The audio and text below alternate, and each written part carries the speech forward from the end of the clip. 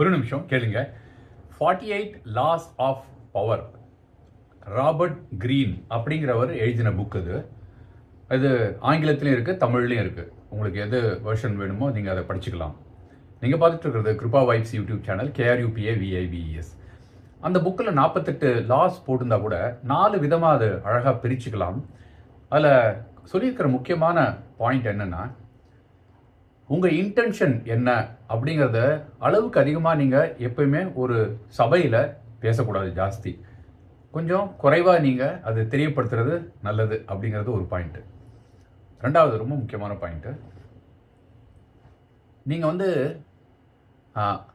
பேசுகிறப்போ அவங்க பேசுகிறப்ப உடனே ஒரு எக்ஸ்பிரஷனை முகத்தில் காமிச்சு விருப்பம் இருக்குது வெறுப்பு இருக்குது அப்படிங்கிற ஒரு முடிவுக்கு அவங்கள வரவழைக்காமல் பொறுமையாக அவங்க பேசி முடிக்கிற வரைக்கும் நீங்கள், அதாவது வெர்பல் அண்ட் நான் வெர்பல்னு சொல்லுவாங்க.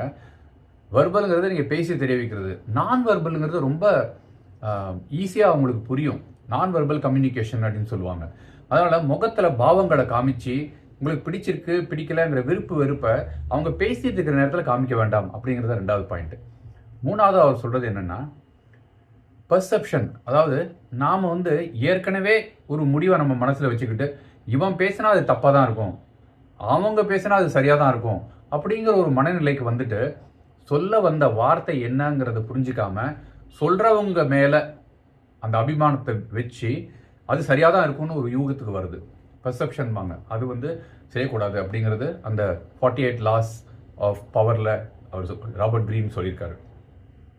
நாலாவது அவர் சொல்கிற பாயிண்ட் என்னென்னா, அதிகமாக நீங்கள் பேசிக்கிட்டே இல்லாமல் கேட்குற அந்த பழக்கம் உங்களுக்கு வந்ததுன்னா நீங்கள் நிறைய முடிவுகளை சாதுரியமாக எடுக்க முடியும்.